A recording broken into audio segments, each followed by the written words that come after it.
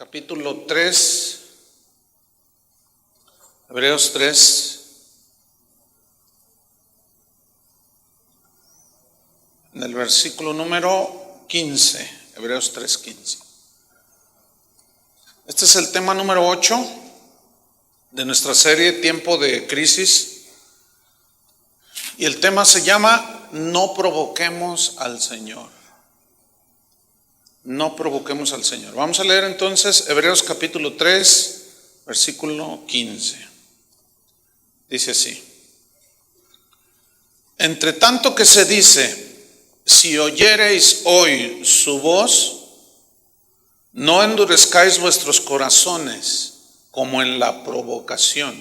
La palabra provocación, tanto en el hebreo como en el griego, significa hacer enojar, irritar, y se traduce aquí provocar. Versículo 16. ¿Quiénes fueron, pregunta, los que habiendo oído le provocaron? ¿No fueron todos los que salieron de Egipto por mano de Moisés? 17. ¿Y con quiénes estuvo él disgustado 40 años? ¿Dios enojado 40 años? Sí. ¿No fue con los que pecaron, cuyos cuerpos cayeron en el desierto? ¿Y a quienes juró Dios que no entrarían en su reposo, sino a aquellos que desobedecieron? Y vemos que no pudieron entrar a causa de su incredulidad. No pudieron entrar ¿a dónde? A la tierra prometida.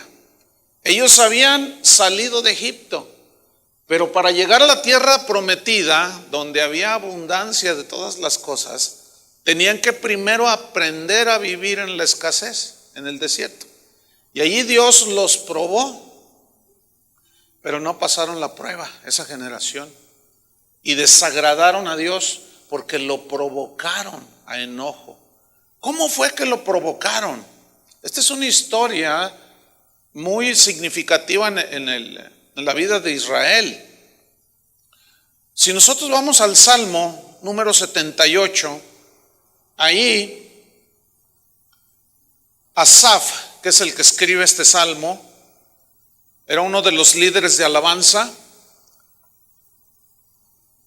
Él sintetiza en este Salmo 78 la historia de Israel, la travesía de Israel por el desierto. Pero es una historia triste. Pablo dice que estas cosas se escribieron para nuestra enseñanza. Entonces Asaf toma toda la historia de la travesía de Israel por el desierto, desde que salen desde Egipto, y la plasma en el Salmo 78, donde habla en qué consistió la provocación de Israel en el desierto. Vamos a leer. Salmo 78, versículo 1. Dice así: Escucha, pueblo mío, mi ley, mi palabra. No hay nada que te va a fundamentar y tu vida va a estar sólida y fuerte que la palabra de Dios. Entonces dice: escucha, pueblo mío, mi ley. Inclinad vuestro oído a las palabras de mi boca. Lo que Dios habla. Versículo 2. Abriré mi boca en proverbios. El proverbio son frases cortas con profunda sabiduría. Eso es un proverbio. Hablaré cosas escondidas desde tiempos antiguos, las cuales hemos oído y entendido, que nuestros padres nos las contaron. Aquí está hablando Asaf. Cuando dice nuestros padres, se refiere a sus padres directos, pero también a sus antepasados. ¿Qué les contaron? La historia de la travesía de Israel por el desierto. Seguimos leyendo. Versículo 4. No las encubrieron a sus hijos esas cosas, contando a la generación venidera las alabanzas de Jehová. Aquí alabanzas, su mejor traducción es hazañas, contando las hazañas del Señor que Él hizo en su pueblo. Entonces se la pasaban de generación en generación. Mira, hace muchos años nosotros éramos esclavos en Egipto, pero Dios levantó a Moisés y comenzaban a contarles a sus hijos las hazañas del Señor. Y ese es un principio que la palabra establece para nosotros. También hablarles de la palabra de Dios a nuestros hijos, amonestándolos en el Señor conforme a su palabra. No como dice el psicólogo, sino como dice la palabra de Dios. Versículo 4. Contando las hazañas de Jehová y su potencia y las maravillas que hizo. Él estableció testimonio en Jacob, o sea en Israel, puso ley en Israel, la cual mandó a nuestros padres, y aparece otra vez lo mismo, que la notificasen, ¿a quiénes? A sus hijos, que les contaran las hazañas de Dios.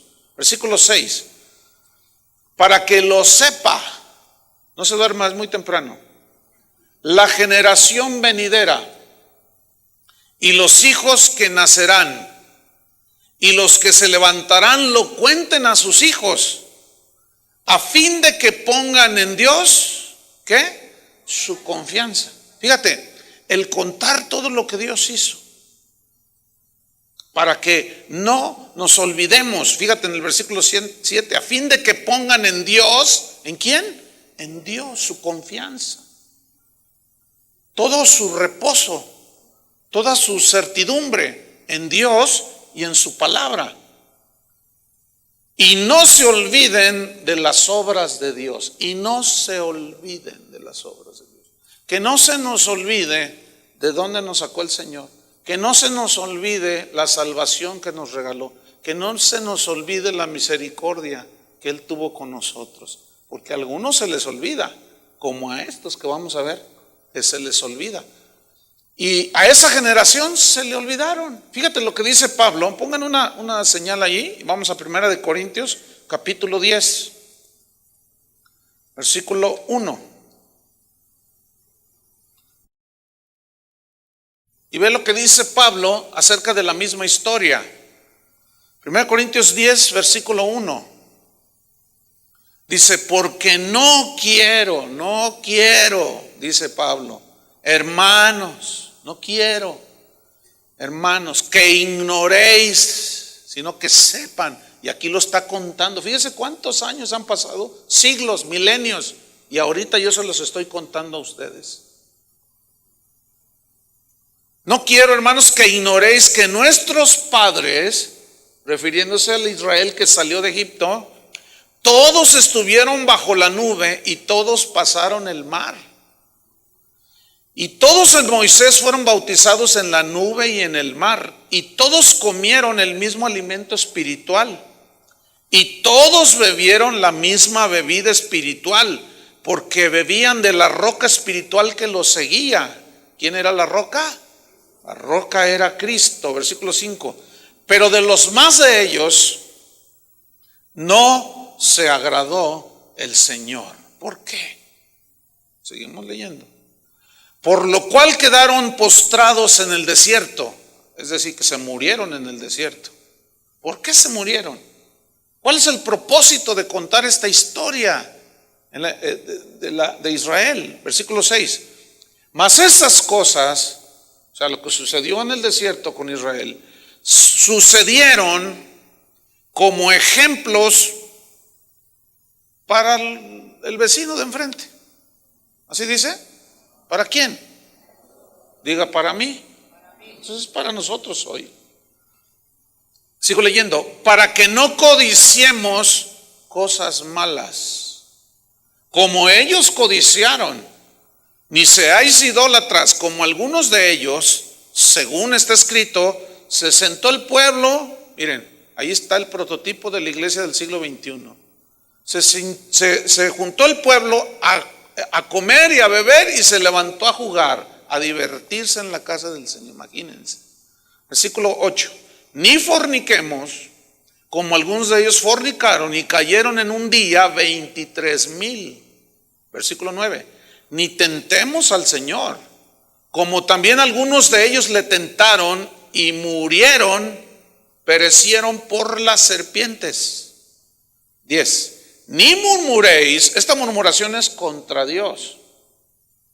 Ni murmuréis como algunos de ellos, o sea, no todos, pero algunos de ellos murmuraron y perecieron por el destructor. 11. Y estas cosas les acontecieron, ¿cómo? Como ejemplo. Y están escritas para amonestarnos, ¿a quiénes? A nosotros, otra vez. Están escritas para amonestarnos a nosotros, a quienes han alcanzado los fines de los siglos. ¿Todavía tiene duda que somos esas nosotros? Versículo 12. Así que el que piensa estar firme, mire que no caiga. Pues ¿qué hicieron estos? Que Dios se desagradó 40 años. Lo provocaron, lo disgustaron y les envió serpientes como juicio. Los castigó Dios. ¿Qué hicieron? Sigamos, vamos al Salmo 78. Estas cosas se escribieron para nuestra amonestación. Y si oyeres hoy su voz, no endurezcas tu corazón, como en el día de la provocación, cuando me tentaron vuestros padres. ¿En qué consistió esto? Seguimos leyendo. Estoy en el Salmo 78, versículo 8. Y no sean, o sea, el propósito de contar la historia de Israel, cuéntenselas para que no sean como sus padres, los que originalmente salieron de Egipto. Generación contumaz y rebelde, generación desleal, de doble ánimo, generación que no dispuso su corazón, que había doblez en su corazón. Miraban a Dios, miraban al mundo. Miraban a Dios, miraban las cosas, miraban a Egipto. O sea, nunca afirmaron su corazón. Ellos salieron creyendo en la promesa de Dios de que los iba a introducir a la tierra prometida, pero en el trayecto había que pasar el desierto. Pero ellos no estuvieron dispuestos a vivir la prueba del desierto, la escasez. Porque en el desierto, mis queridos hermanos, hay muy pocas cosas. Hay vida en el desierto ciertamente, pero lo que vive allí son alacranes y serpientes y está fea la cosa. No hay mucha agua que digamos, no hay muchas palmeras donde resguardarse del sol. Es un lugar inhóspito, difícil de soportar, con temperaturas de hasta 60 grados centígrados que te funden. Pero había que pasar el desierto. Pablo lo dijo de esta manera: yo sé tener abundancia, sé tener escasez. En todo y por todo estoy enseñado, así para padecer necesidad como para tener abundancia. Entonces dice, esa generación contumaz rebelde no dispuso su corazón, ni fue fiel para con Dios su espíritu, o sea, el corazón de los israelitas de ese tiempo. No fue fiel su corazón. Aquí la palabra fiel es una palabra hebrea que significa confiar, significa aferrarse. ¿Qué no hicieron la generación de ese tiempo? No confiaron en Dios, no se agarraron de la mano de Dios. Escuche, a pesar de que vieron las hazañas de Dios, no se agarraron de Dios, no confiaron plenamente y no se aferraron. La única manera de enfrentar las cosas que le suceden al mundo es confiar en Dios, hermanos. No hay otra cosa o alguien en que nosotros podamos poner nuestra confianza que nos ayude si no es en Dios. Los tiempos que vienen son tiempos malos. Ya desde el tiempo de Pablo él dice, redimid el tiempo, hagan las cosas bien, con sabiduría. Los tiempos son, ¿qué? Malos. Y lo que se avecina no pinta nada bien. Si tú no estás confiando plenamente en Dios, te va a arrastrar la corriente del mundo. Si no estás aferrado a Dios, se te va a caer todo. Ese fue el pecado de los israelitas que salieron del desierto. Ese fue. Habiendo visto las hazañas de Dios, no confiaron plenamente. Entonces no fueron fieles con Dios. Versículo 9. Los hijos de Efraín, arqueros armados, volvieron las espaldas en el día de la batalla. Esto se llama cobardía. ¿Por qué volvieron las espaldas en el día de la batalla? Si Dios les había prometido que del Señor eran todas las batallas, todas las guerras, todas las luchas, que solamente lo único que pedía Dios era: confíen en mí, tengan fe. Y dieron la espalda. Y al darle la espalda a Dios, es decir, no, es que tú no puedes ayudarme. Fíjate nomás, tú no puedes ayudarme. Entonces, me voy al norte. No, pues ya está, de allá viene toda la cosa. ¿Ya dónde se van ahora? Fíjate nomás, cómo Dios acorrala para que, ¿y ahora de dónde? Y mires hacia el cielo y pongas tus ojos en Jesús, no en la economía de un país. ¿Cuántos se quieren ir al norte? Al sueño americano. Ya no, ¿verdad? Yo pensaba que algunos todavía. Le volvieron la espalda. Esto significa que dudaron de Dios. Otra vez, dudaron de Dios. Y fe es confiar. Eso significa fe, confiar. No confiaron en Dios. Miraron que el enemigo era en mayor número y dijeron: no, ahí nos vemos, no podemos. Pero siempre cuando el pueblo de Israel en distintas etapas confiaron en Dios, Dios vencía a los enemigos de Israel, como con Josafat, ¿se acuerdan? Ahí estaban, eran muchos más, los doblaban en número. Y Josafat dijo: ¿A quién volteamos nuestros ojos? A ti acudimos, Señor, le dijo. En ti confiamos. No sé qué hacer, Señor. El Señor le dijo: nada más alábenme. Eso era todo en ese caso. Y se pusieron a alabar a Dios, sacaron los panderos y las guitarras y todo, y órale, se ponen a alabar al Señor. Y en esa alabanza Dios puso, entre ellos mismos se dieron los enemigos de Israel, y Dios les dio una tremenda victoria. Pero Josafat confió, Saúl no confió. Y Saúl es el prototipo del que dice: yo soy cristiano, pero en realidad no confía en Dios. Y las iglesias están llenas de gente así, que va a las iglesias. Mire, esta congregación ya ahorita está casi el 60-70% llena en el servicio de la mañana. El sábado casi se está llenando, el de las 11 no se diga. Pero se están llenando muchas iglesias, muchos auditorios grandes, con gente que dice que es cristiana. Pero en este tiempo de crisis es donde Dios los va a probar, nos va a probar. A ver si en verdad han puesto sus ojos en Dios. Por eso esta historia cobra una actualidad y una vigencia impresionante. Sigo leyendo, versículo 10. No guardaron el pacto de Dios. No lo guardaron. No lo obedecieron. No confiaron en lo que Dios les había dicho. Sí, hay una tierra de promesas allá, una tierra que fluye leche y miel, pero no quiero el desierto. Fíjate, yo soy hijo del rey y yo no tengo que padecer necesidad. Esa generación es el prototipo de muchos cristianos de hoy, que se creían merecedores así nada más de las promesas de Dios sin pagar un precio. Simplemente era confiar en medio del desierto y no pasaron la prueba. Versículo número 10. No guardaron el pacto de Dios ni quisieron andar en su ley. Esta frase, ni quisieron, alude a la capacidad o al don, es un regalo de Dios que nos puso aquí adentro, que es la capacidad de decidir. Cuando la gente dice: a mí nadie me dice lo que yo tengo que hacer, dicen. ¿Los han oído?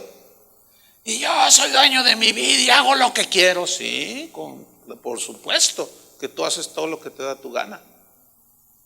Y es muy respetable tu decisión, porque eso es lo que quieres. Entonces cada quien decide hacer lo que quiere. ¿Qué vas a hacer tú? Pues lo que quieres. ¿Qué quieres? ¿Confiar en Dios? Bueno, eso es lo que quieres. ¿Qué quieres? ¿No confiar? Eso es lo que quieres. Fíjate, cuando alguien dice: es que no sé qué me pasa, ¿qué debo de hacer? Y luego tú le dices: es que mira, la palabra de Dios dice: ay, pero es que hermano, es que ¿qué? No quieren obedecer. No quieren guardar el pacto de Dios, pero quieren oraciones mágicas. 1, 2, abracadabra. En el nombre de Jesús te venga la bendición. Ay, sí, ya hasta tiemblan. ¿Será así? Por supuesto que no. Versículo 11. No quisieron, versículo 11. Sino que se olvidaron de sus obras. Se olvidaron. ¿Qué hicieron? Se olvidaron. Te pregunto, ¿has pasado pruebas en tu vida cristiana? ¿Verdad que sí? Todos. Te pregunto, ¿te moriste ahí? No, porque los estoy viendo. Algunos están dormidos, pero están vivos. Los estoy viendo aquí. Ahora, pregunta, ¿Dios los sacó de esa situación? ¿Por qué no va a sacarlos de la presente? ¿O de la futura que venga? ¿Por qué dudar?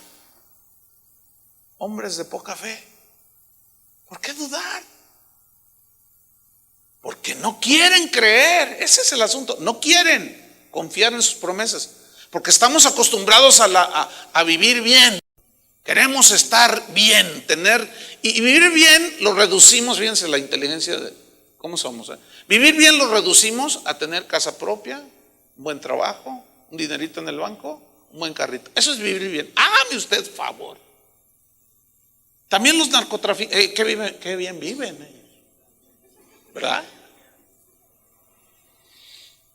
Versículo número 11. Se olvidaron de sus obras y de sus maravillas que les había mostrado. Se olvidaron, hermano. Mira, hay gente que Dios ha hecho sanidades impresionantes, milagros espectaculares, y no están. Seguido me los encuentro yo, donde quiera andan. Hola, ¿cómo estás? Oye, ya no te he visto. No, pues es que ya no voy. ¿Por qué? No, pues es que tú sabes, no, es que es bien difícil, es que, oye, ya se te olvidó que te sanó de cáncer el Señor. Ah, bueno, pues esa es tarea de Él. Sanar, suplir, bendecir, para eso está Dios. Ah, así me dijo una vez uno. Le dije, o sea que es nuestro osito de peluche el Señor.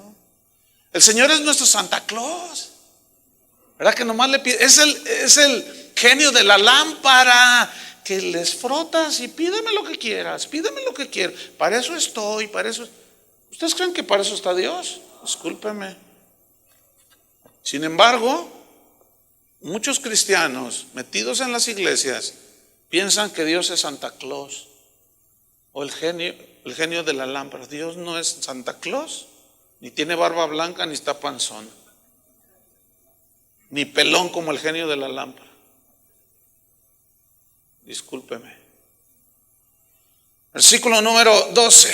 Delante de sus padres hizo maravillas, y comienza a narrar.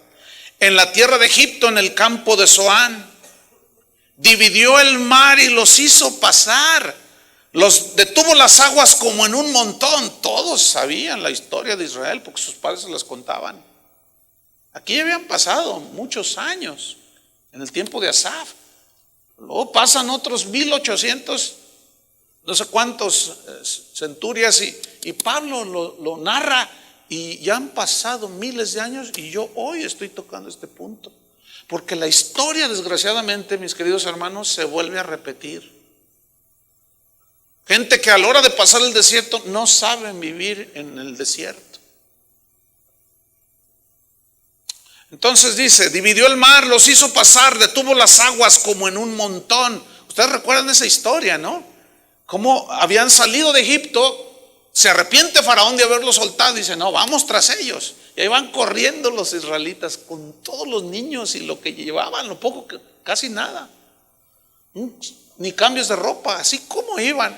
Y de pronto se encuentran enfrente del Mar Rojo. Y empiezan a decir, ay, Dios mío. Y Moisés va con Dios, Señor, ¿qué hago? Extiende la vara, le dice. Y Moisés le creyó, porque es una varita, un palo que traía en la mano. Extiéndelo, le dice. Porque ese era símbolo de la autoridad que Dios le había delegado a Moisés. Entonces Moisés le creyó a Dios. Imagínense, dice, que extienda el palo este. ¿Y para qué? Mejor tú, mira, desciende y sóplale, que extiendas la vara. Y él obedeció, extendió la vara. Dice la Biblia que el mar se abrió así, se detuvo. ¿Han visto las películas? Más o menos así pienso que pasó. Y se detuvo como en un montón, hicieron como unas paredes y pasaron por allí. Oiga, ¿ustedes alguna vez han pasado una situación así? ¿Cuántos han pasado? Chapala, para no irnos más lejos. ¿Verdad que no? Se andan ahogando ahí en una alberquita. Ese fue un milagro extraordinario. Nadie más ha vuelto a pasar una situación así. Tremendo. Versículo 14. Les guió de día con nube. O sea, cuando ellos iban en el desierto a 60 grados centígrados de calor, dice que había una nube que los seguía. A donde ellos se iba todo el montón de israelitas, la nube iba encima de ellos para cubrirlos de los rayos del sol y de esa manera no se fundieran. Imagínate que tú sales y una nubecita va arriba de ti. Eso es extraordinario, ¿no es verdad? En el desierto, ¿y cuántas veces? Yo me acuerdo cuando inauguraron el zoológico, ya hace bastantitos años, no había ni un arbolito, todos estaban pequeñitos. No, hombre, a los 20 minutos ya toda la gente, porque el sol estaba impresionante. Imagínate que vamos allí y una nube nos sigue, a mi esposa y a mí y a mis hijos. Una nubecita allí. Mira, lo sigue una nube cubriéndome del sol. Ese fue un milagro extraordinario. Pero no solo en el día sucedió eso, en la noche. ¿Qué sucedió en la noche? Versículo 14. Y toda la noche con resplendor de fuego, porque dice que había una columna en Éxodo 13. Dice que una columna de fuego en la noche se estacionaba junto a ellos, junto al campamento. Porque el desierto es extremo. En el día hace temperaturas calcinantes y en la noche temperaturas que te congelan, te pueden matar de frío. Baja la temperatura tan drásticamente hasta 10, 15 grados bajo cero. No se congelan las cosas porque no hay agua, o sea, no se congela el agua, no hay. Pero la gente se puede morir de frío. Imagínate, se estacionaban y llegaba la columna de fuego. El fuego irradiaba calor. Entonces todos mirando la columna de fuego. Cuando amanecía, se desvanecía, porque si no, imagínate, calor con calor. Y ellos miraban cómo se desvanecía la columna de fuego y de pronto se hacía una nube. Y lo miraban todos los días. Impresionante. Versículo 15. Hendió las peñas en el desierto y les dio a beber como de grandes abismos, pues sacó de la peña corrientes e hizo descender aguas como ríos. ¿De dónde sacó Dios agua? De la peña. ¿Quién era la roca? Cristo. Ahora, fíjate, dice la roca que le seguía. O sea, había una roca, había una piedra que a donde iban, mire, no me pregunte cómo era eso. Dice la Biblia que allí iba esa roca, lo seguía. Y una vez cuando tuvieron sed, clamaron y Dios le dice, Moisés va con Dios y le dice, Señor, tienen sed, quieren su square, quieren su vasito, necesitamos agua. Mira, ¿ves la roca esa? Háblale. Y le habla y sale agua de la roca, que era Cristo. Ya lo leímos en 1 Corintios. ¿Y qué hicieron de esa agua? Bebieron. ¿Qué hicieron con esa agua? Bebieron. Imagínate ver salir agua de una roca. O sea, de la roca. Uno va a los lugares donde hay veneros o fuentes y bueno, sale entre las rocas, pero sale del centro de la tierra. No, aquí de la roca, que es Cristo. ¿Te imaginas ver qué agua sale de ahí? Ese es un milagro extraordinario, no me diga que no. Y así siguieron caminando por el desierto, versículo número 17. Pero aún, es decir, a pesar de que vieron todo esto, volvieron a pecar contra él. Ahora, aquí el pecado de Israel, ¿en qué consistió? Vamos a seguir leyendo. Volvieron a pecar contra él. ¿Qué hicieron? Rebelándose contra el Altísimo. ¿En dónde? ¿En la tierra de la abundancia? ¿No? En el desierto. Ahora, la palabra rebelándose se traduce de una palabra hebrea es Mara, y Mara significa amargura. Es decir, que ellos estaban amargados. Mara significa enojarse por razón de la amargura que hay en el corazón. Ellos estaban amargados y enojados contra Dios. No contra Moisés, contra Dios. ¿Por qué? Porque no estaban discerniendo, no estaban entendiendo que para entrar a la tierra de la abundancia, al otro lado de la balanza, tenían que pasar el desierto. Y se quejaron, y murmuraron, y rezongaron, y provocaron a Dios allí en el desierto. Se amargaron. Hay cristianos que les suceden situaciones que Dios permite para probar tu fe, para disciplinarte. Hay múltiples razones para glorificarse. Hay múltiples razones por las cuales Dios permite situaciones. Pero si tú no las disciernes, que Dios es el soberano y tiene control de todo, corres el peligro de amargarte contra Dios. Y comienza el reclamo contra Dios. ¿Cuánta gente dice, si Dios fuera amor, ¿por qué permite que maten a los niños? Si Dios es amor, ¿por qué permitió que el cerro se desgajara y le cayera? Y empiezan a murmurar contra Dios.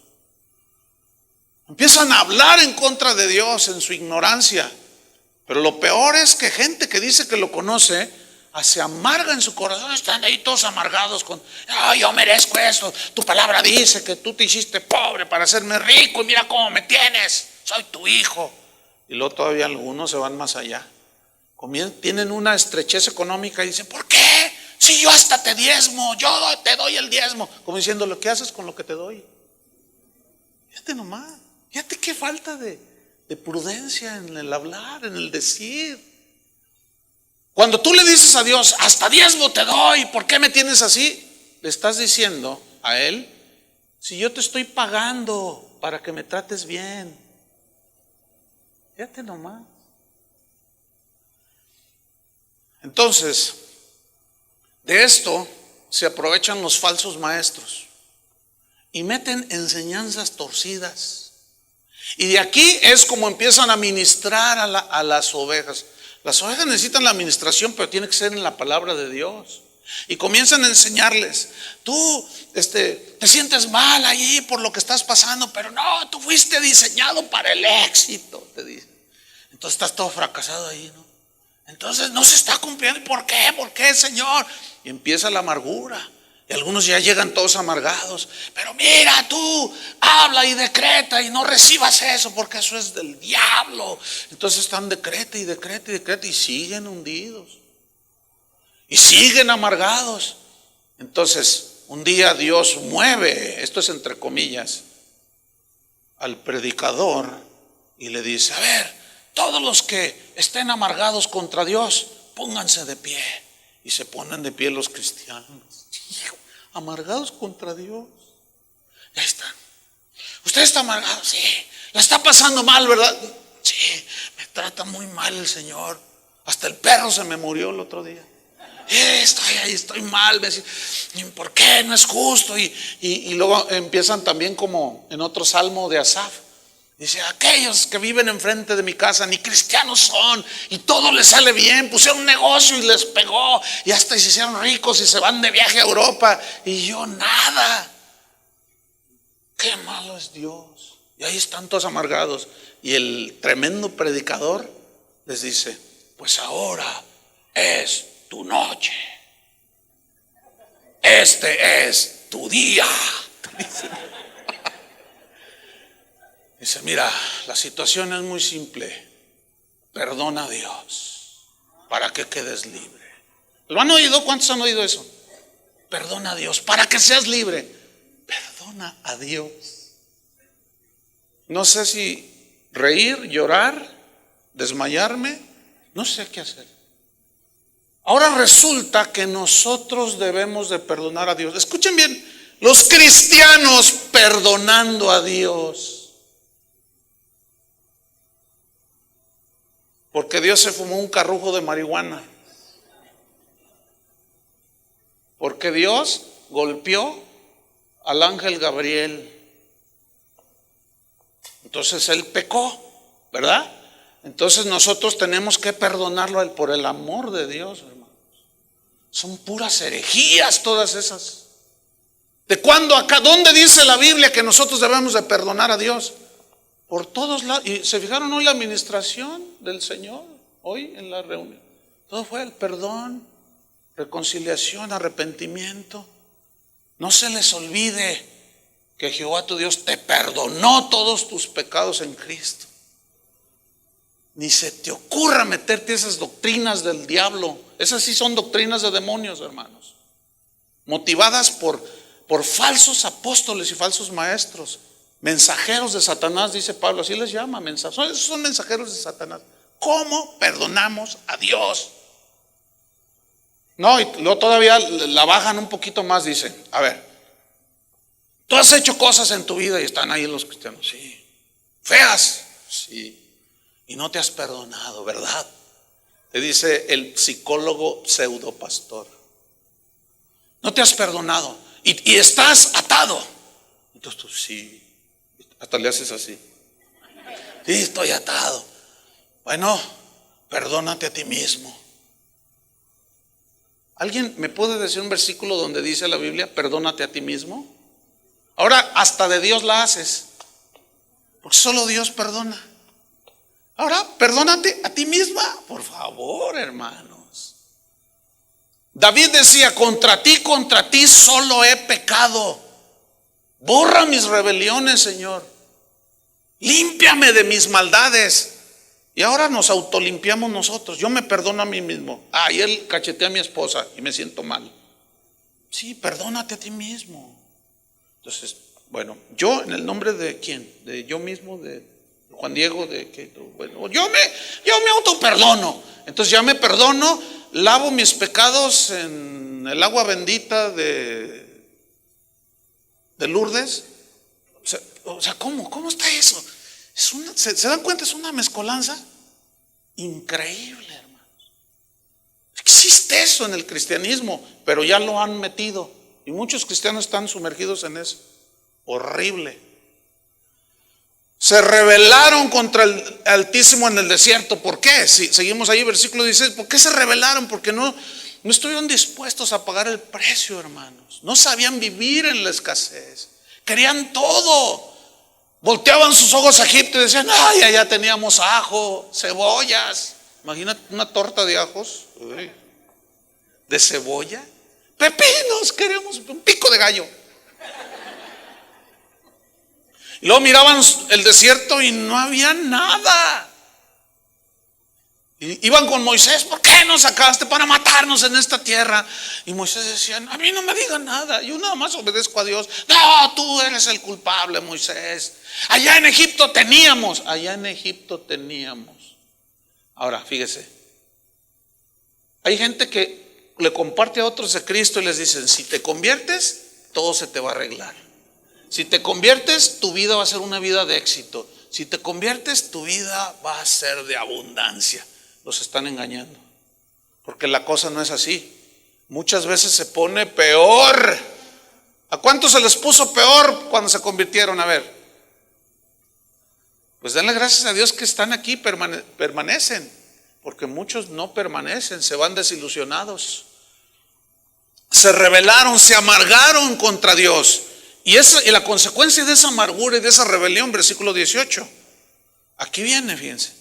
Pues tentaron a Dios en su corazón. Aquí tentar a Dios significa probaron a Dios en su corazón. ¿Cuál fue la prueba? ¿En qué consistió? Nos dice la respuesta en el mismo versículo 18. Pidiendo comida a su gusto. A su gusto. Queremos una hamburguesa doble. Ya me imagino al Señor con su gorrita. ¿Y con jamón o con tocino? ¿Cómo la quieres? Fíjate, hay gente que va a las iglesias esperando escuchar un mensaje a su gusto. No me gusta que hablen así. A mí me gusta que me hablen de las bendiciones de Dios. Pues claro. ¿Y no te gusta que te hablen del compromiso? Pues no me gusta. Me gusta que hablen que todo se puede en Cristo, que la supergracia te cubre todo lo que hagas. Ay, no, ¿te gusta eso? Sí, eso está tremendo, poderoso. ¿Y no te gusta que te hablen de la santidad, de que debes de caminar en toda tu manera de vivir? Pues no, eso no me simpatiza, eso es de los legalistas, dice. Y estos, Señor, queremos, y sacaron su menú. Queremos, ¿tú qué quieres? No, pues yo quiero una hamburguesa doble, yo quiero una rachera, yo quiero un filete a la pimienta. Le pidieron comida a su gusto. Ya sé lo que están pensando algunos. Pastor, la Biblia dice, deleítate a sí mismo en el Señor y Él concederá todas las peticiones de tu corazón. Sí es cierto, así dice el Salmo. Nada más que hay una particularidad. La palabra deleitarse en ese Salmo viene de una palabra hebrea que se usa en referencia a una de las cualidades que tiene el metal llamado oro, que es la maleabilidad. Es una cualidad del oro. Y ahí deleitarse significa ser maleable. Ahora, ¿en qué consiste esa cualidad que tiene el oro? Que el artesano, el que trabaja el oro, el joyero, cuando funde el oro, la maleabilidad es la facilidad de trabajarlo y de extenderlo y moldearlo. ¿Sí? ¿Cómo es el oro? Tiene esa cualidad de ser moldeable. Es muy moldeable el oro. Se deja trabajar, se deja moldear y surge como quiere el artesano o el joyero. Bueno, escuchen. Cuando dice deleítate a sí mismo deleítate a sí mismo, esa palabra se confunde con cantar. Yo me deleito. Aleluya. Entonces, después de que me deleito, y hasta un canto hay por ahí, oh, ven y deleítate en el Señor, y Él concederá las peticiones. Entonces yo me deleito. Oh, sí. Yo me gozo. Entonces, ahora, ¿qué viene? Dile las peticiones de tu corazón. Deleitarse allí no es lo que la mayoría de los cristianos piensan. Por un poco de falta de estudio, nada más es eso. Porque significa, si tú eres maleable, dejas que yo haga la obra a ti, te forme como yo quiero formarte, ponga mis pensamientos en ti, haga de ti lo que yo quiero, toda una obra de arte, poner mi mente en ti, pídeme todo lo que quieras y yo te lo voy a dar. ¿Por qué? Porque cuando uno se deja moldear en su mente, en su corazón, en su espíritu, por Dios y su palabra, resulta que nos sintonizamos al canal de Dios, por llamarlo de una manera. Entonces nuestras peticiones ya no son, dame el jaguar, Señor, ándale, dame el jaguar, no. Ya nuestras peticiones son, Señor, sígueme cambiando. Ya nuestras oraciones son totalmente distintas. La mayoría de las oraciones de los cristianos del siglo XXI es por posesiones materiales. Qué triste, ¿no? Porque creen que la vida del hombre consiste en la abundancia de los bienes que posee. Y Jesús dijo lo contrario, que la vida del hombre no consiste en la abundancia de los bienes que posee, sino consiste en el estado interno del corazón. Entonces, cuando tu corazón está alineado con Dios, tu oración es por sabiduría, por misericordia, intercedes por aquel, y todas esas cosas Dios las responde. ¿Cómo la ves? Pero estos pidieron comida a su gusto. Versículo 19. Y hablaron contra Dios. ¿En qué consistió que hablaron contra Dios? Diciendo, fíjate lo que dijeron, con una pregunta sarcástica. En el original tiene esta connotación de sarcasmo. ¿Podrá poner mesa en el desierto? La versión de Dios habla hoy dice, ¿serás capaz de darnos comida en el desierto donde no la hay? ¿Serás capaz? Y esto me recuerda a la tentación de Jesús en el desierto, que Satanás le dijo, si eres hijo de Dios, di que estas piedras se conviertan en pan, porque tuvo hambre.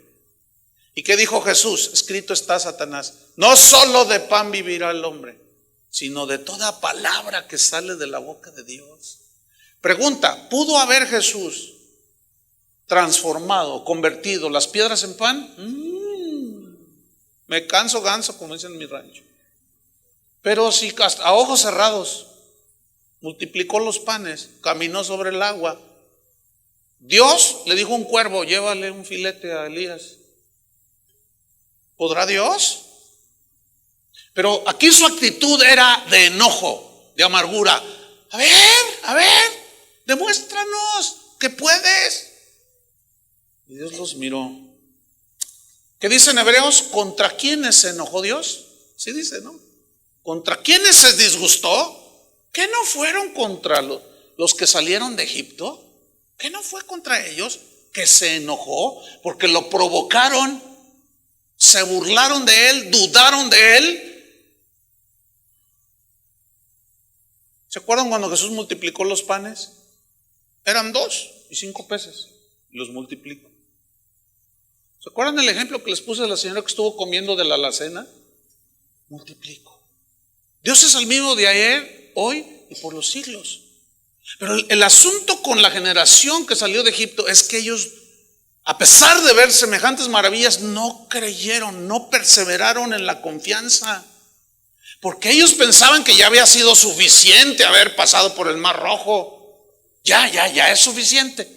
Ya no veo la salida de estas pruebas. Prueba sobre prueba sobre prueba. Sí, mi querido hermano. Nada más que resulta que después de las pruebas sales perfeccionado. Que es lo que muchos no entienden. Y se meten en broncas en su corazón contra el Señor. Y luego de pilón lo arrastran a uno. Como a Moisés. Si viera, hay gente que me reclama, que por tu culpa, ahora yo soy el culpable. Me siento Moisés y agarro la vara así. Entonces yo soy culpable de que tú, sí, tú eres, bueno, Señor. Y luego el Señor dice, dale un garrotazo. No. Quisiera que me dijera algunas veces así, no, con gusto, ay, Señor. Ay, porque hay cada hermanito despistado. Su rebelión, su amargura, su desobediencia, me la trasladan a mí. No, yo soy responsable de lo mío. Tú eres responsable de lo tuyo. ¿Sí o no? Entonces vamos ubicando las cosas. Entonces les dice, podrá poner mesa en el desierto, versículo 20. He aquí, ha herido la peña y brotaron aguas. O sea, le están diciendo, heriste la peña, brotaron aguas y torrentes inundaron la tierra. Sí, ¿podrá dar también pan? Ya hasta su pan Bimbo querían esto. Imagínate, el pan sale del trigo. ¿Dónde lo sembraban? ¿Dónde estaba el trigo? Le dicen, ¿podrás darnos unos panes? Pero allí no terminó la cosa. Fíjate, iglesia al gusto del cliente, acuérdense de esa. Le siguen preguntando a Dios sarcásticamente, ¿dispondrás carne para tu pueblo? ¿Podrás darnos un filete de arrachera? Si puedes, ¿verdad? O no puedes. No me digas. Nos hiciste pasar por el Mar Rojo. Vimos que la nube nos seguía, la columna de fuego. Pero ahora quiero mi hamburguesa. ¿Me la puedes dar? Fíjate nomás, qué actitud. Qué horrible. Y todavía se pone más horrible cuando los falsos maestros, yo no voy a dejar de mencionar esto, aunque a algunos les enfade, le atizan a la gente diciendo, tú eres merecedor de las promesas de Dios. Nada más les voy a recordar algo. Todas las promesas de Dios son condicionales, todas. Todas, absolutamente todas. La promesa de salvación está condicionada al arrepentimiento. ¿Sí o no? Ya para el cristiano, la promesa de perdonar, de que nos perdona, está condicionada a que nosotros perdonemos a los otros. Todo está condicionado, pero nos enseñan, o les enseñan a algunos, que en la Biblia las promesas de Dios son más de 3,000, te dicen. Son como un cheque en blanco, dice. Usted nada más pone ahí la cantidad, lo firma y va y lo cobra en el banco celestial. Tu palabra dice. Entonces usted vaya con Dios y dígale, aquí dice tu palabra, y firme el cheque. Nada más que quiero recordar ese asunto del cheque, que para que usted extienda un cheque y se lo cambien o se lo dé a alguien, tiene que tener ¿qué? Fondos. Y algunos no tienen nada de fondos en el banco. Entonces ese cheque en el banco celestial, porque no tienen fe, están regañando a Dios, están amargados contra Dios. ¿Cuántos fondos tienen? Entonces ese cheque se te va a ser devuelto. ¿Sí o no? La Biblia no es una chequera en blanco, hermanos. No. La Biblia es la palabra de Dios que te dice: si obedeciereis. ¿No dice así? Si permaneces en mí, mis palabras permanecen en vosotros, pedid todo lo que queráis. ¿Cuál es la condición? Permanecer en Cristo. Entonces, no se crean, es una mentira. Eso de que es una chequera en blanco. Han engañado a los creyentes.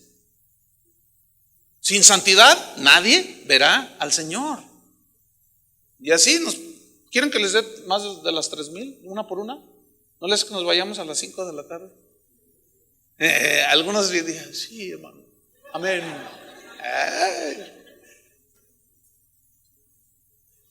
Ay, qué tremendo. Dispondrá carne para su pueblo. O sea, la duda de que si Dios podrá, hermanos, sacarnos adelante en esta crisis en la que ya está el mundo entero. ¿Podrá Dios? ¿Podrá enviarnos un jilguerillo allí con una empanada rellena de camarón? Mire, déjeme contarle una experiencia que tuve a 2 meses de convertido. Jamás se me olvidó, se me quedó grabada, porque Dios me dio una lección tremenda de recién convertido. Llegó un predicador a la iglesia y misionero, y contó que en una ocasión, descendiendo de las sierras de Chiapas, no tenían dinero, 3 días caminando, comían raíces, pero llegaron a una ciudad y tenían mucha hambre. Entonces: Señor, tenemos mucha hambre. Entonces uno de ellos dice: vamos a orar que Dios supla. Eran 2 y está contando la historia. Dice, entonces uno de ellos dice: ¿sabes una cosa? Dios me habló, vente, le dice al otro. Y se meten a un restaurante. ¿Qué vas a hacer? Métete, vamos, siéntate. Y, oye, pero no traemos dinero, tú siéntate. Entonces llega el mesero y les da las cartas. Entonces: oye, ¿qué? Ordena, come, pide. Entonces el otro dice: pero no podemos hacer eso. Tú solamente hazlo. Dios me dijo que lo hiciéramos y lo voy a hacer. No estoy alucinando por el hambre. Oí la voz de Dios, le dice. Entonces ya llega el mesero y dice: ¿qué va a pedir? Una tacita de té. Dice: no, pues que una tacita de té te la perdonan, ¿no? Y el otro: no, pues que una rachera. Bueno, en ese tiempo todavía no había ese corte. Un filete y no sé qué y no sé cuánto, su sopa de tortilla y todo. Y el otro nomás lo miraba. Y el otro empezó: Padre, gracias, Señor, por estos alimentos. Y el otro con su tacita. Y que empieza, ¿no? Dice: bueno, ni modo, tú desperdiciaste la oportunidad, ni modo. Que mira, nos van a meter a la cárcel, vamos a vituperar el nombre de Cristo por tu culpa. Y estaban ahí. Terminan y hasta postre comió. Unos chongos zamoranos. Y ándale, mesero, ¿me puede dar la cuenta? Le llama. Entonces llega el mesero: ¿me puede traer la cuenta? Dice: no, ya está pagada. ¿Cómo? Dice el de la tacita de té. ¿Qué? Dice: es que allá estaba sentado un hombre, ya se fue, que cuando yo le serví de comer, yo me fui hacia él porque me llamó. Entonces él los miraba y dijo: mira, ustedes estaban, supongo que dándole gracias a Dios. Y dijo: mira, todo lo que se coman esos 2 hombres, pónmelo a mi cuenta. Así es que ya está pagado. Bueno, pues muchas gracias. Y se salen. Y yo estaba ahí sentado así como así. Yo estaba. Sí, les soy sincero. Así como algunos de ustedes. A veces yo digo cosas, testimonios, como el de la señora que comió. Sí, yo los entiendo. Soy igual que ustedes, de contumaz y rebelde. Y de amargado. Y yo estaba: pues ándele, que viene la lección en esa misma semana. Fui a San Luis Potosí a hablarle a mi familia de Cristo, pero no encontré a los abuelos. Y allá venden unas tortas riquísimas. Y dije, bueno, en lo que llegan, pues me voy a las tortas. Y que llego y me siento esperando al mesero y me habla el Señor, me dice, ¿tú crees que yo pudiera pagar tu cuenta? ¿Tú te meterías, me dice, si no trajeras dinero a comer tortas? Y yo le dije, no, pero sí traigo, Señor. Dice, no, yo te dije, ¿tú entrarías a comerte unas tortas sin dinero si yo te lo dijera? Pero yo traigo dinero.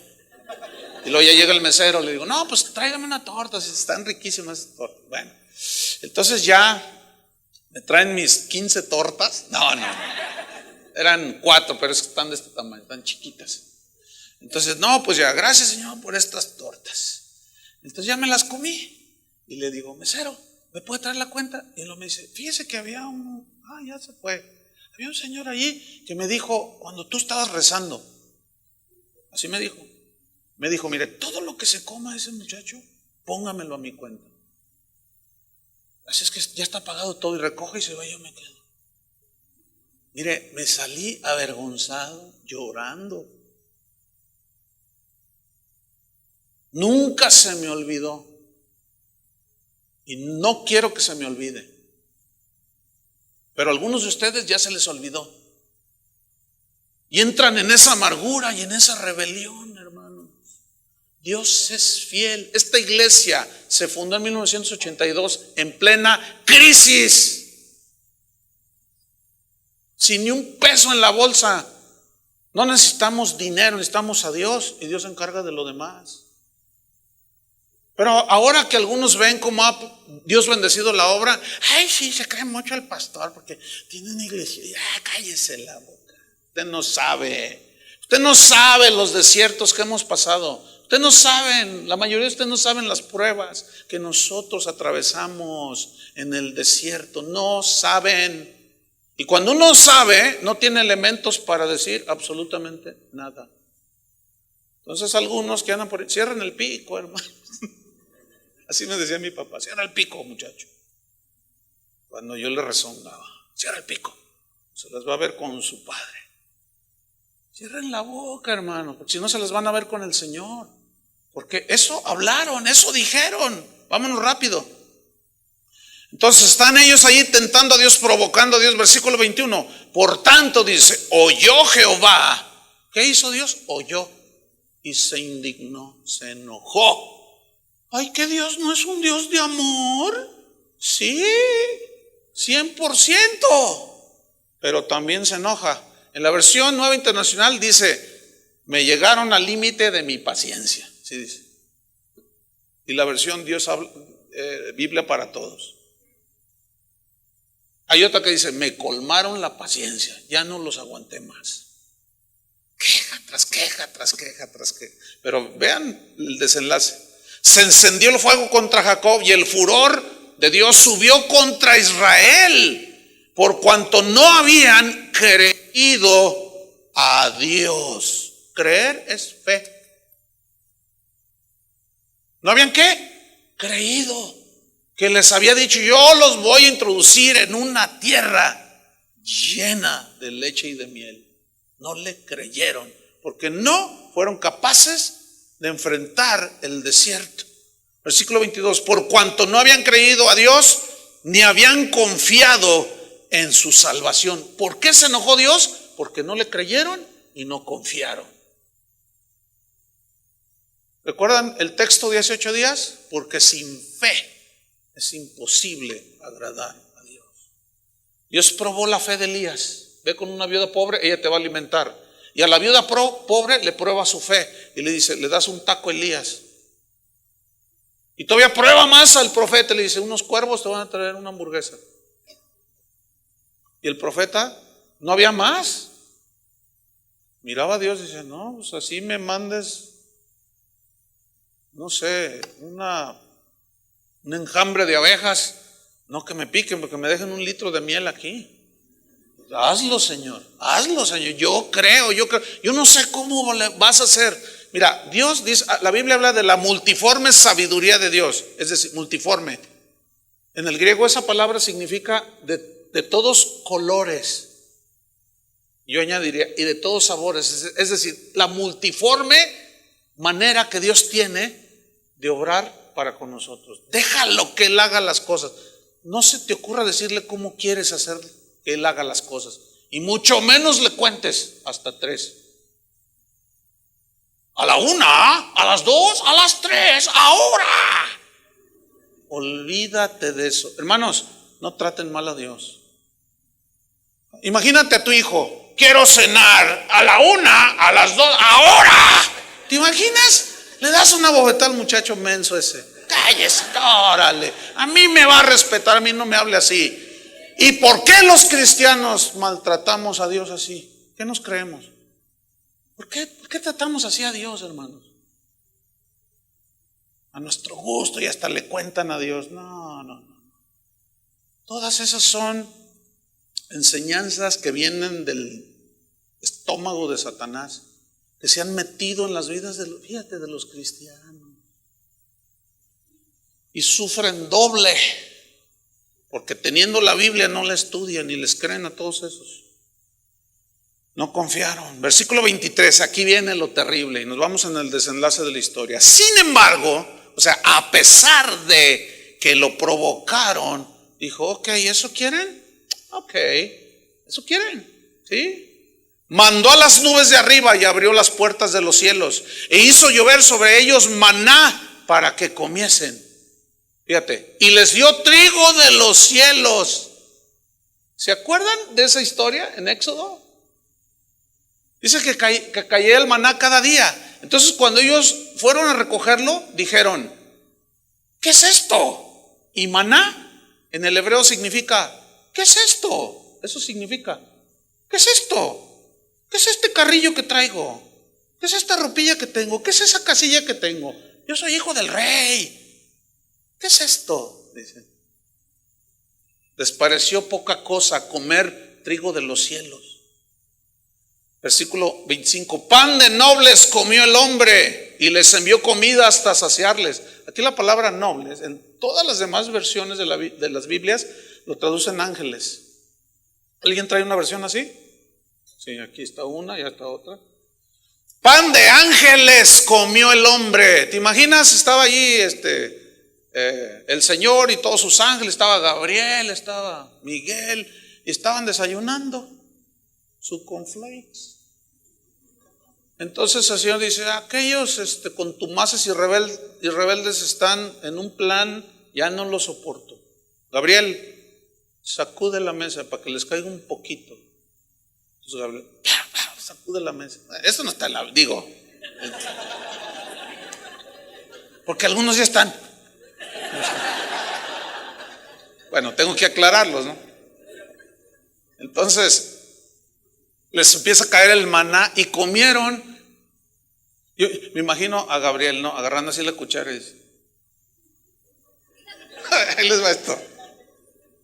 Les comparto porque veo que están en una necesidad y Dios me está diciendo que les mande mi comida. Pan de ángeles comió el hombre, imagínate. A lo más que llegamos nosotros es a pan Bimbo, ¿verdad?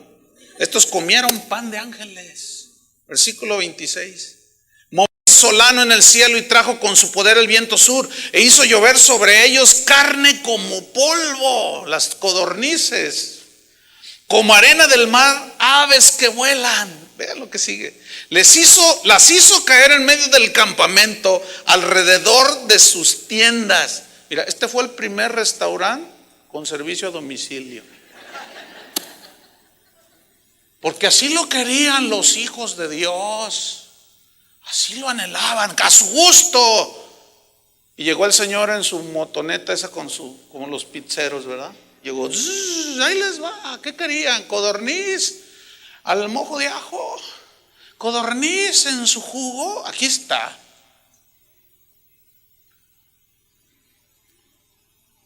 Versículo 29. Véala el final. Comieron y se saciaron. Les cumplió pues su deseo. Mire, muchos predicadores se quedan ahí. Y si nosotros nos quedamos ahí, ¿Ven? Dios cumple nuestros deseos, hermanos. Pida, es más, ahorita saque una hoja, vamos a hacer una lista. Yo he estado en reuniones así. Hagan una lista, no me creen. Y ándale, ¿cuántos creen? Y los hermanitos, amén. Entonces sacan su papel, anótele. Y luego empiezan, no, pues quiero una Voyager 2045. No, hombre, quiero eso. Pídale, ahorita está la unción aquí. No desperdicien, 5 minutos se va la unción. Ahorita pida, haga su lista. Y ahí están los hermanitos haciendo su lista. Les cumplió pues su deseo. Dios cumple nuestros deseos. ¿Qué padre no le? Y lo sacan el versículo. ¿Qué padre? Jesús dijo, si su hijo le pide un pan, le da una serpiente. ¿Verdad que no? Si nosotros le pedimos, ¿a poco nos va a dar cosas malas? Y la gente, y usted se fija, puros versículos fuera del contexto. Parece como que insinúan que dicen eso, pero no, cuando lee todo el panorama del pasaje. Les dio su deseo. Pero ¿quieren saber? ¿Quieren quedarse allí? ¿O le seguimos? Ok, y terminamos. Ahí no termina la historia. Les cumplió pues su deseo, versículo 30. No habían quitado de sí su anhelo. En el hebreo anhelo es su satisfacción, su deleite. Se estaban deleitando. Aún estaba la comida en su boca cuando vino sobre ellos el furor de Dios e hizo morir a los más robustos de ellos. ¿Se acuerdan lo que dijo Asaf? Lo que dijo Moisés, Pablo a los Corintios. Quedaron postrados. ¿Contra quiénes se enojó? Contra los que murmuraron contra Dios, los que lo provocaron. Y derribó a los escogidos de Israel. Con todo esto pecaron aún y no dieron crédito a sus maravillas. Por tanto consumió sus días en vanidad, en vacío. Esto significa vanidad, en insatisfacción, y sus años en tribulación. Aquí tribulación significa pánico, significa temor. Vamos al versículo 37. Pues sus corazones no eran rectos con él, ni estuvieron firmes en su pacto. Versículo 40. ¿Cuántas veces se rebelaron contra él en el desierto? Lo enojaron en el yermo y volvían y tentaban a Dios y provocaban al Santo de Israel. No provoquemos a Dios, hermanos. No. Tengamos un espíritu humilde, contentos con lo que tenemos ahora. Amén. Déjame terminar con una historia que se las conté no hace mucho. De una señora que tenía un hijo de 3 años, un único hijo. Ella había estado esperando ese hijo y llegó. A los 3 años se le enferma de muerte el niño. Y como toda madre, cualquier cristiano comenzó a orar. Nada más que esta señora comenzó a orar de esta manera: Señor, no me lo quites, te lo suplico. Porque si me lo quitas y se me muere mi hijo, me muero yo también. Mi vida sería nada sin mi hijo. Dios, no me lo quites, te lo ruego. Y metió a toda la iglesia donde ella asistía en ayuno y oración. Y empezaron a reprender al diablo. Y empezaron a cancelar maldición. Empezaron todo lo que hacen los cristianos de hoy. Y que se salva el niño. Se salvó. Fíjese. Entonces la señora estaba feliz y gracias, dio testimonio en la iglesia y todo. Pasaron los años, llegó a la adolescencia el niño, se hizo jovencito, adolescente, y empezó a fumar marihuana. A los 18 cometió su primer delito, un asalto. A los 20 años asesinó a un policía que lo perseguía por un asalto. Lo agarraron al muchacho en el estado de Texas, lo agarraron, lo sentenciaron a la silla eléctrica. Y la mujer va con Dios y le dice: Señor, ¿por qué permitiste? Después ella lo testificó y dijo que Dios le había dicho: yo me lo quise llevar cuando tenía 3 años. Conocía su futuro. Pero tú estabas, y no me lo quites, y me estabas allí, no me lo quites. Nunca oró si es tu voluntad, porque los falsos maestros dicen: nunca ores si es tu voluntad, sáname, si es tu voluntad, prospérame, si es tu voluntad, no, porque es su voluntad. Hermanos, no siempre Dios contesta a nuestro gusto. Y tú me pediste y me dijiste y no. Entonces ella diciendo: y no te conformaste a mi voluntad, he ahí tu hijo.